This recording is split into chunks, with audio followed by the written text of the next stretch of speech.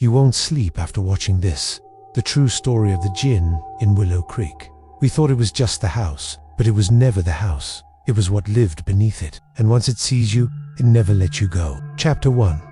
The Move. My name is Sarah Whitman. I'm 33, a school psychologist from upstate New York.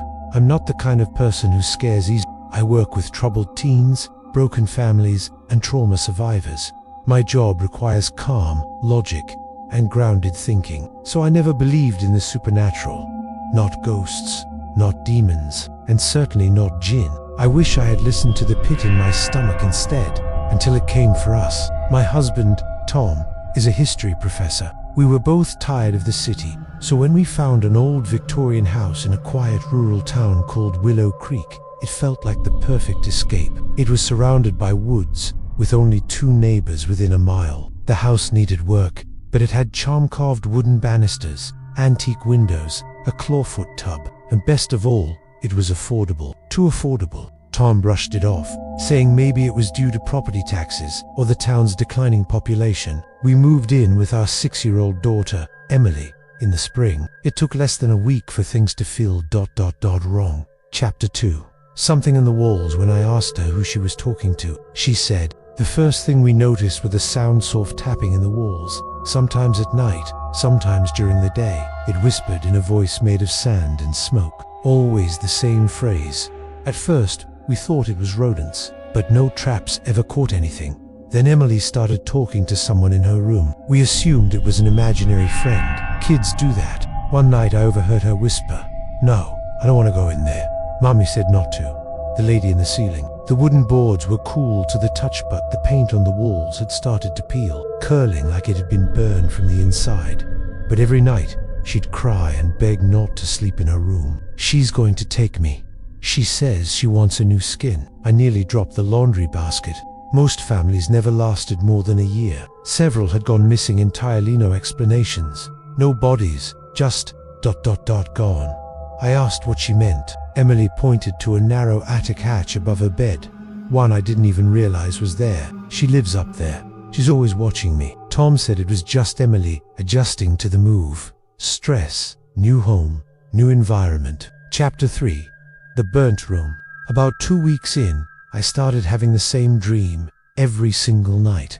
I was running through the woods behind the house. Something was chasing me. I couldn't see it, only feel it, this massive, hateful presence. The Amanar were beings made of smokeless fire Jinn that could walk between worlds. One in particular was known for nesting in abandoned homes and feeding on children's energy. Etched into it was a symbol we would later learn was a warding sigilment to keep something inside. You opened the door. You let me in. I woke up each night at exactly 3:03 a.m. It was always cold. I started finding soot around the baseboards in Emily's room, even though we hadn't used the fireplace. The air in the house became thick, hard to breathe. Emily's room would fill with flies, dozens of them out of nowhere. I'd hear Tom call me from upstairs while he was sitting right next to me. I'd hear Emily cry for help from inside the walls. Her bedroom door would lock by itself. Furniture would shift inches at night. Then one morning, she came into our room with blisters on her feet. "The floor was hot," she cried. "It was burning." I ran into her room. Tom started researching the house's history. No signs of a struggle, just a trail of ashes leading into the trees. That's when everything began to fall apart. Chapter 4. The box. Tom found records of the house dating back to 1872. It had changed owners over a dozen times, but one name showed up again and again in the old property ledgers. Amanar al-Jinn. That's not a surname, it's a title. Tom dug deeper and found references in Middle Eastern law. Once they mark you, he said, they don't leave. And then, the final straw. Tom found a sealed wooden box hidden behind a loose wall panel in the basement. It was wrapped in linen, tied with what looked like human hair. Tom, in his endless curiosity, opened it. Inside was a small, shriveled, black object wrapped in cloth, and under that, teeth, human teeth, child-sized.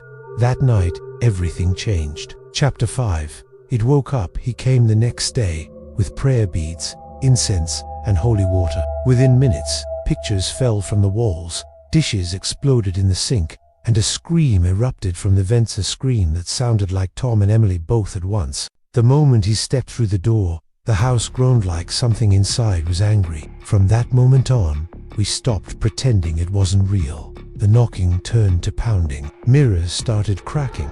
Voices followed us, mimicking our own. And then ... Tom vanished. One evening, he said he was going into town for groceries. He never came back. His car was found on the edge of the woods. Doors open, engine still running. Police searched for weeks. Nothing. And I was alone with our daughter. Chapter 6. The black-eyed thing. After Tom disappeared, I knew I had to leave. I tried. I packed bags, loaded Emily into the car. The engine wouldn't start. My phone shattered in my hand. Every light in the house went out. I felt it moving in the dark. That night, Emily stood at the end of the hallway, staring into the attic hatch above her room. I asked what she was doing. She said, "Daddy's up there." Her voice wasn't hers. When I tried to grab her, her body was ice cold, her eyes pitch black. I passed out. When I woke, we were both in her room. The attic hatch was open, and written in soot across the wall were the words, "You let me in." Chapter 7. The last attempt. I contacted a Muslim spiritual healer in New Jersey who had experience with Jinn cases. He began the rituals, reciting verses. Then, silence. The healer collapsed. When he woke, he whispered one sentence, "It's not bound to the house anymore. It's bound to you." Chapter 8. Nowhere is safe. We left Willow Creek, moved 4 times, changed names, got rid of every possession from the house, and still ... it finds us. Every night at 3:03 a.m., I wake up. Sometimes I hear Tom's voice, sometimes it's Emily's, sometimes it's something far worse. She still has dreams. She draws pictures of the thing with no face and long fingers. It waits, patient, watching. And I know one day it will take it. Final words, if you're still watching, thank you. But I have to ask you, have you ever felt something watching you? Heard voices calling your name when you were alone? Woken up at the exact same time every night? If so, he might already be marked. Maybe we can help each other. Maybe not. Let me know in the comments if you've had an experience like this. I'll be reading them. And if this story made your blood run cold, like and subscribe, because I have more stories. And the Jinn, they hate it when we talk about them. Chapter 9. Emily's secret. Recorded her nocturnal ramblings and sent the audio to a linguistics professor I knew from Thomas University. Emily began speaking in her sleep. Different languages. Some sounded ancient, like forgotten chants from long ago. He called me in the middle of the night, his voice trembling. "They're incantations, old dark. These aren't languages," he said. Emily wasn't just a target anymore. She was becoming a vessel. When I peeked inside, I saw her not alone. A smoky, flickering shape sat at the edge of her bed. It turned to me with burning, coal-like eyes and whispered. She started knowing things. She couldn't possibly know what people were thinking. Events before they happened. One night, I heard her giggling in her room. She's ours now. Chapter 10. Locked. I tried everything to keep the entity out. Every window sealed, every door bolted, religious texts nailed to the walls. But nothing worked. One night, Emily disappeared from her bed. I found her curled up in the crawl space beneath the floorboards, whispering to something invisible. Her skin was carved with strange symbols, sharp and raw. I tried pulling her out, but she bit me and laughed. Sound no child should make. Chapter 11. The hollow place. Desperate for answers, I returned to the house in Willow Creek. The basement was rotten and overrun with fungus. The box was gone, but the floor beneath where it once lay had caved in, revealing a tunnel. I crawled inside and discovered a chamber covered in bones, with symbols scrawled on every wall. At its center was a stone altar, upon which lay burnt and twisted photographs of my family. The entity wasn't just attached to us, it had been summoned and worshipped by someone long before. Chapter 12. The Cult. Local records mentioned a man named Reverend Elijah Holt, a preacher who lived in the house in 1903. His church had burned under suspicious circumstances, and parishioners mysteriously vanished. Diaries revealed he summoned a fiery being to cleanse the world of sin. Though he died when the church burned, the entity remained and it needed a new priest. Chapter 3. Emily stopped speaking altogether. Her eyes remained pitch black for hours. She hummed the same eerie funeral hymn repeatedly. I contacted a Moroccan exorcist who said we were beyond cleansing. "You must trap it inside a body,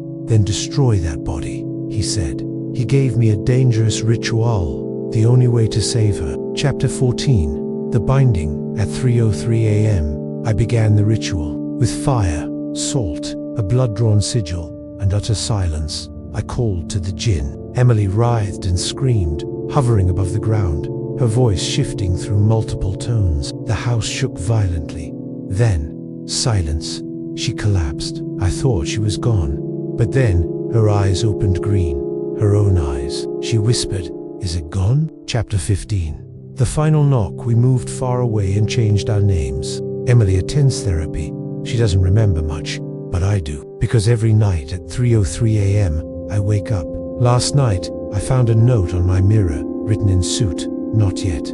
Epilogue. 6 years later, a young mother cradled her baby boy, humming a lullaby. As she gazed at his peaceful, sleeping face, her gaze drifted to a worn copy of Grimm's fairy tales, resting on the changing table beside them. Drawn together by an invisible force, as if fate itself were closing in on them, preparing to unleash a nightmare that has been dormant for decades. Somewhere in a city, a young man reaches for the diary, his fingers tracing the disturbing engravings on its cover. He opens it, unaware that with each turn of the page, he is unraveling a curse that will bind him to the house and the mirror, linking their fates together in a terrifying dance of darkness. Meanwhile, across town, a collector admires the mirror, its intricate design catching his eye, its cloudy surface promising untold secrets. He gazes into it, oblivious to the fact that he is trespassing on a threshold where reality grows thin and shadows writhe with anticipation. And finally, on the outskirts of town,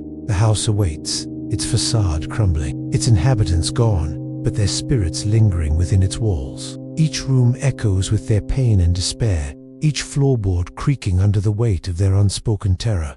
The stage is set. The players are in position. What happens next will shake the very foundations of their world, blurring the lines between life and death, sanity and madness. For this is a story that doesn't end with a happily ever after. This is a tale where nightmares take root and the echoes of the past refuse to stay buried. Her own mother's copy, the same one that had captivated her childhood and ignited her passion for storytelling. But this wasn't just any storybook. It contained tales not of princes and princesses, but of chilling encounters with the supernatural, stories of malevolent spirits and haunted places passed down through generations. These weren't fairy tales, they were warnings. The house stood empty and abandoned, its paint peeling, its windows vacant eyes staring out into the overgrown yard.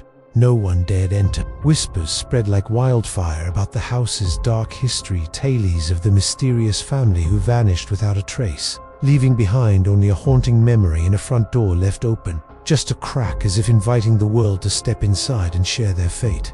And then there was the diary, found hidden in the attic, bound in human skin, its pages filled with cryptic entries detailing a descent into madness. The ink still wet on some entries, as if the writer had been interrupted mid their final words, a desperate plea for help. Those who read it claimed the diary's power grew with each passing day, its presence becoming more sinister until they were driven to do unspeakable things. Finally, the mirror, tucked away in the musty archives of an old library, half hidden behind towering shelves laden with ancient texts. It had been donated years ago by a professor who disappeared shortly after. Its ornate, silver frame tarnished with age and neglect, the glass cloudy and obscured. Yet even from a distance, its unsettling aura was palpable. Those who dared gaze into its depths claimed to see glimpses of another world, a realm of shadow and smoke where time stood still and unseen eyes watched back at you, waiting to drag you into their abyss. Now more than a century later, the mirror, the diary, and the house are brought together.